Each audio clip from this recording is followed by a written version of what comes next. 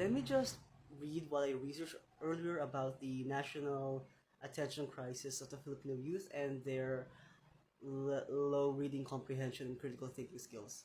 Nearly 18.96 million Filipino junior and senior high school students cannot read and understand a simple story in 2024 according to the Philippine Statistics Authority or PSA.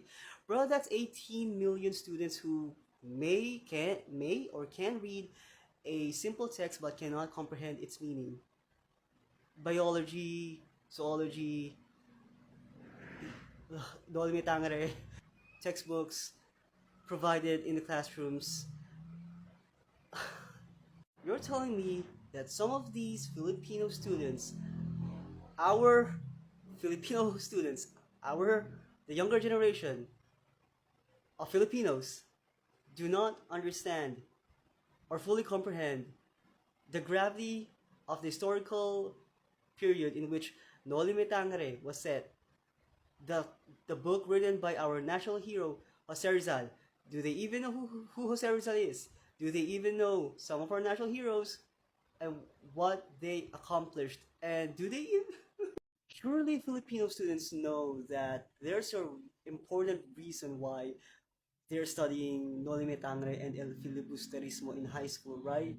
Because of their main points of awakening Filipino nationalism and the importance of education in social reform, and with El Filibusterismo specifically, the its warning against revenge driven violent revolutions without proper planning, that without unity, the revolution leads to failure, and among other important subtopics that still applies to the present. Surely they know about pre-colonial period. That Do they know what a baybayin is? Do they know what baybayin is? Do they Surely they know about our musical instruments before the Spanish colonized us.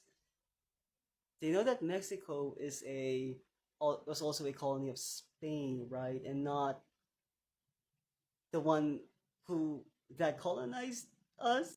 And even if what they consume is informative, the point here is they lack the proper critical thinking skills to analyze the whole thing. And so they just consume and just follow and believe whatever it is they consume. This issue is concerning because the long-term effects of illiteracy is poverty. Without the proper decision-making skills, thinking skills, literacy leads to rampant misinformation that leads to online and offline discourse that leads to several groups promoting misguided, misinformed groups that promote or breed misogyny, homophobia, elitism, being elite. This is why some reason political parties are often misinformed and just follow leaders who don't know what they're doing. So there's been a decline in interest in long form reading, and teachers themselves report that some of their students struggle to read long form text. And I'm assuming this is in high school.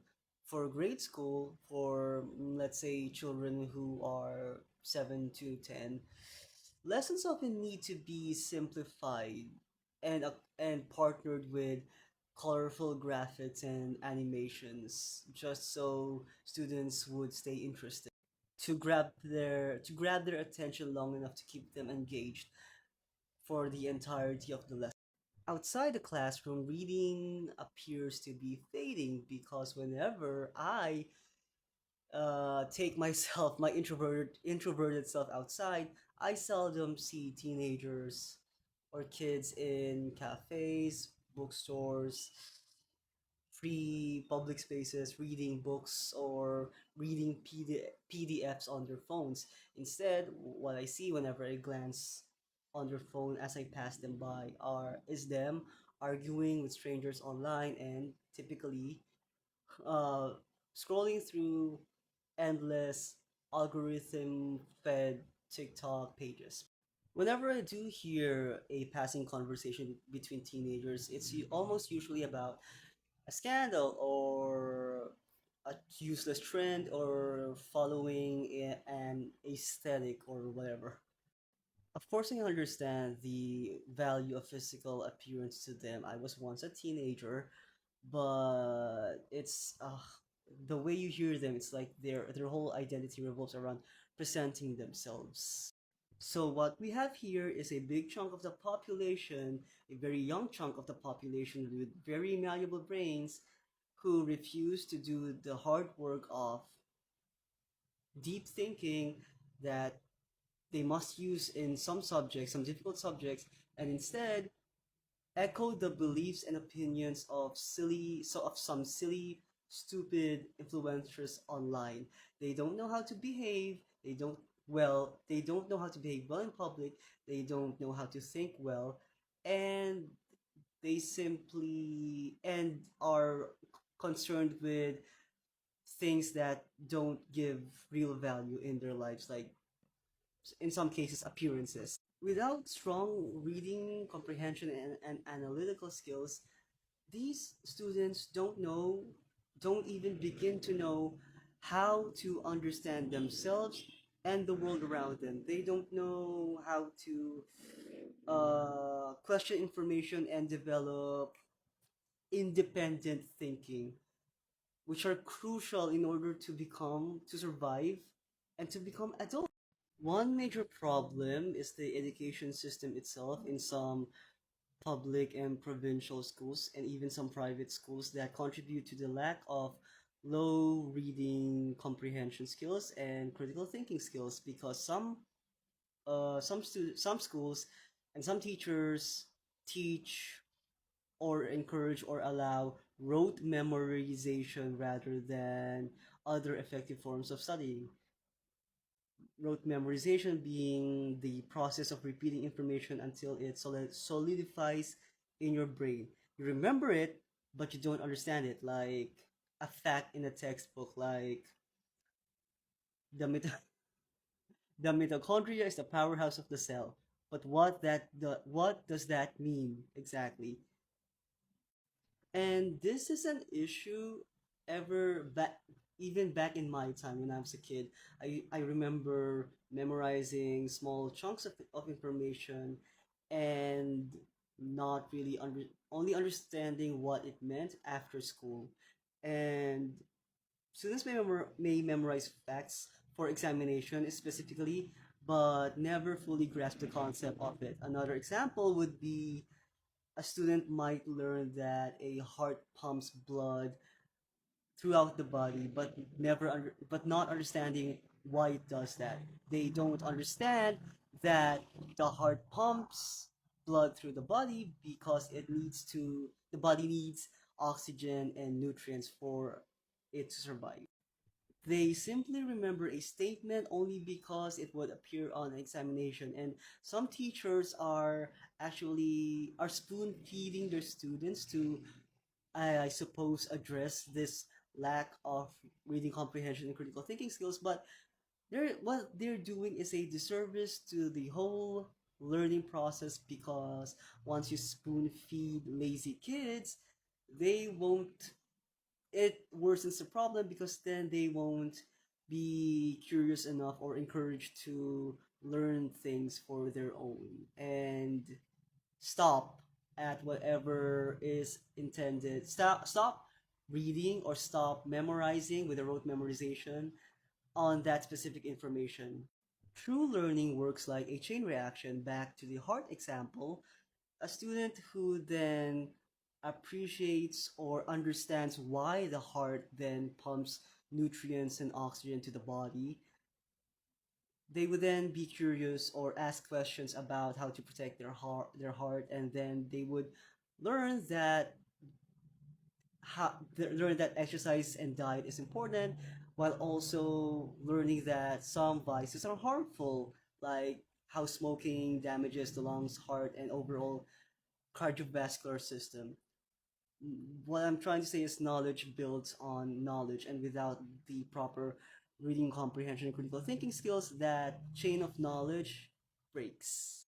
Another challenge of the education system that contributes to the lack to low reading comprehension skills and lack of critical thinking skills is the overcrowding of classrooms. Some teachers find it difficult to manage a large group of students while also making the lessons appealing to them while also dealing with naturally disruptive students in class.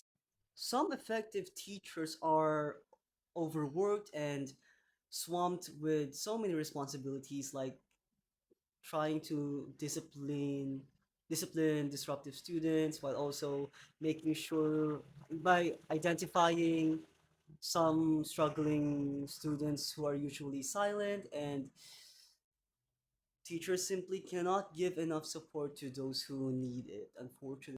Many classrooms also lack proper facilities. Some of them don't have proper ventilation, some of them don't have air conditioned classrooms. A couple partner this with the hottest months in the Philippines, the peak summer season of the Philippines, then you have an overcrowded classroom with tired teachers and disruptive students wearing some of the uniforms are really long and impractical and hot. You have a room of those exhaust and it will contribute to exhaustion, dehydration, and an overall lack of support in learning. Another factor I notice is how social media trains young people to skim rather than read deeply. Platforms like TikTok rewards quick scrolling and fast entertainment. You watch a video, you watch a clip, scroll down, watch another, and after hours of this, it becomes difficult to slow down and focus on longer texts. I also notice how kids today are imitating the mannerisms and memes they see online.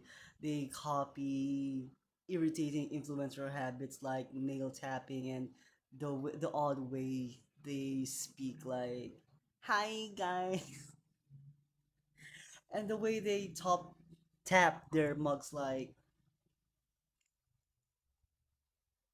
I've seen my young nephew do that. "Hey ma, can you get me orange juice?"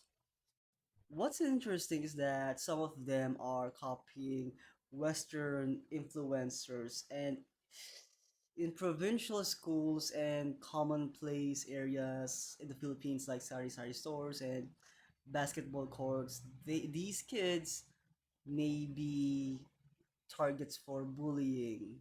More worrying is how being exposed to these shallow, short content seem to affect how they process information. Some students struggle to answer questions that have the answer implied on the question. I've seen I've seen videos, but let me preface this by saying that I'm not sure if it is a skit, but whatever. Let's assume it's true. I've seen a video where a random is interviewing a couple of students outside campus, and he asked, who occupied the Philippines during the Japanese occupation, and they didn't answer it. I've seen one video today that my sister sent me of another interviewer with another group of students being asked, what is the English word for the child of your sibling, the female child of your sibling? It's niece! It's niece!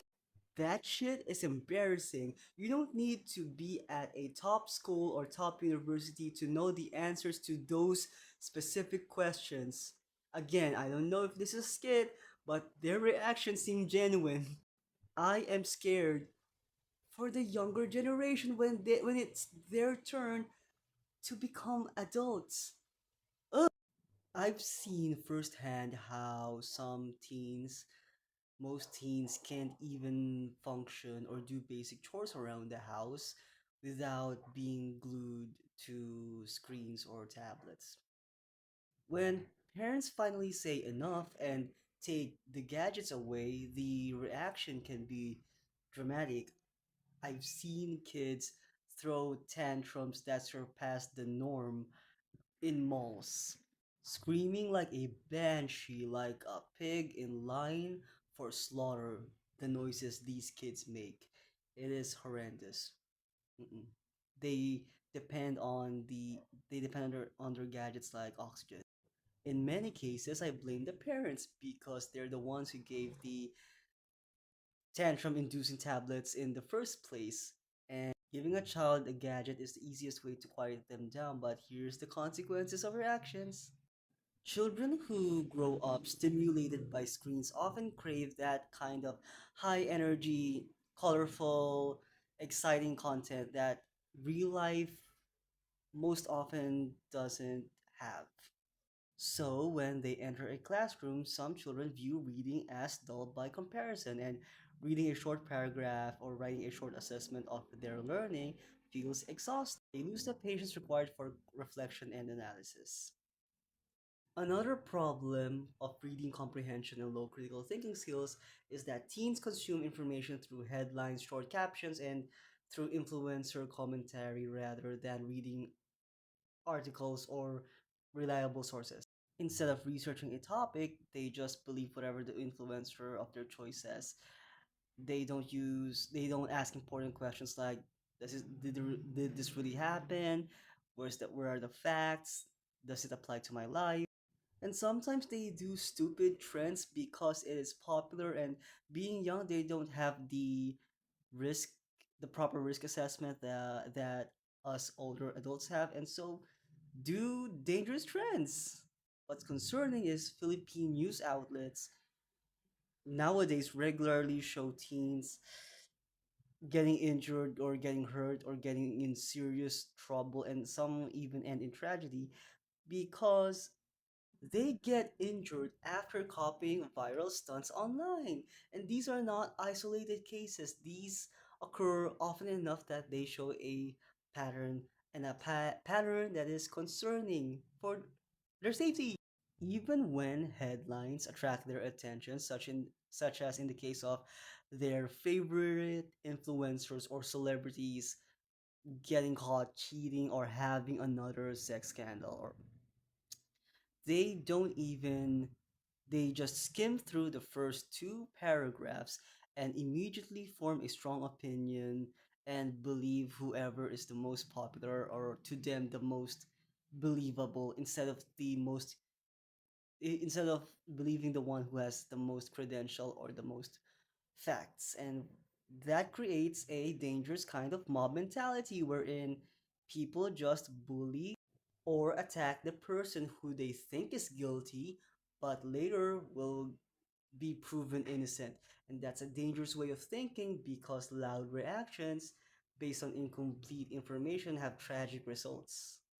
Because of mob mentality, lack of critical thinking, and online bullying, some of these people have lost their lives, and often by their own hands. That is tragic. One can see this lack of critical thinking and just overwhelming support for candidates in presidential debates. Sometimes a candidate may give an illogical answer and not even answer the question, but the people still cheer as if they've given the right one because the answer sounds confident, and to them whatever their chosen candidate speaks on must be the truth, even though it is not, even though there are facts countering their answers. They want someone who's entertaining rather than thoughtful. Sometimes I think majority of Filipinos want candidates to act like drunkards in your typical inuman sessions, your typical drinking sessions in your nearby street. They want someone who screams their loud, biased, outdated opinions rather than someone who is thoughtful, who has many credentials to back them up, who graduated with top honors, who has actually done something productive for society. Another worrying trend is students outsourcing their thinking to ChatGPT and other AI tools to complete their assignments and essays. They use them to do the thinking for them, which is a tragedy on its own and doesn't help society at all or themselves at all. Some teachers, thankfully, and other educators are quickly recognizing the formulaic, predictable style of ChatGPT prompted, ChatGPT written essays and articles. And besides, when asked to explain the work, the students who rely on ChatGPT often, always, almost always can't explain their answer, can't even memorize it from the heart. To the students using ChatGPT, you do realize you're scamming yourself, right? Your parents or guardians are paying your tuition and you're there to hopefully learn, and you're there using these tools to what? You did the essay, you did the assignment, but how does that benefit you when you use these tools? You do realize that by using ChatGPT, you denied yourself the chance of actually training your brain to tackle topics that would be referenced in the future. By that, I mean there will be future essays, sometimes be monitored by your teachers or other educators, that you have to write by hand, and you have to reference the topic you were assigned today in that hypothetical future. Knowledge builds on top of each other. We know that. You know that. That's why as you progress through university, high school, you start at the basics and go from there. So when you write an essay, you reference past essays. And I don't like the excuse some teens give to not write. They say that they don't write because they're not writers. And I say, writing is just thinking on paper. Almost everyone can do that.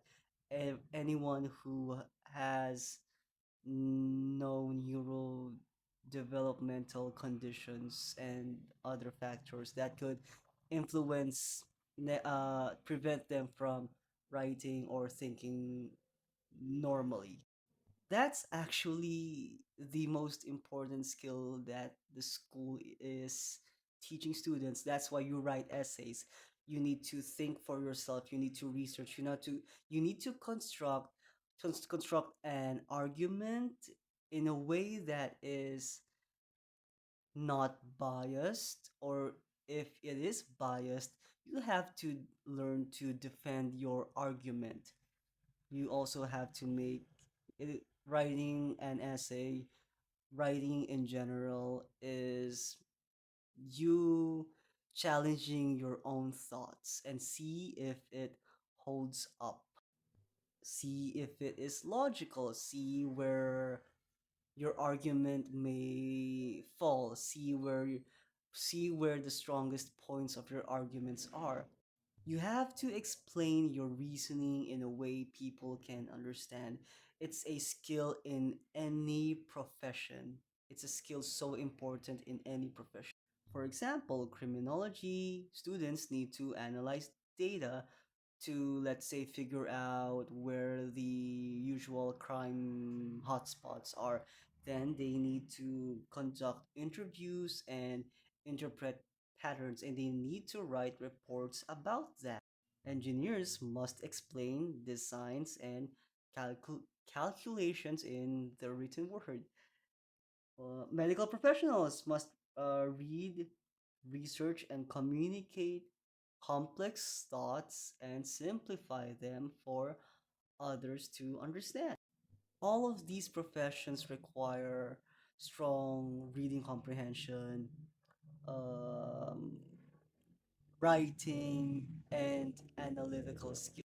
When young people are constantly distracted by digital content and outsourcing their thinking to several AI tools, we would then have a population of individuals who are distracted, poorly informed, and emotional rather than analytical. They struggle to think independently, and some of these kids lose their creativity and imagination. And the result is some of these kids don't become don't contribute meaningfully to society, and they just drift through life without direction. This does not only affect individual success in the long run, it affects society because a generation that struggles to read, analyze, and think critically will have difficulty solving the many complex problems of society, and the Philippines needs a lot of fixing.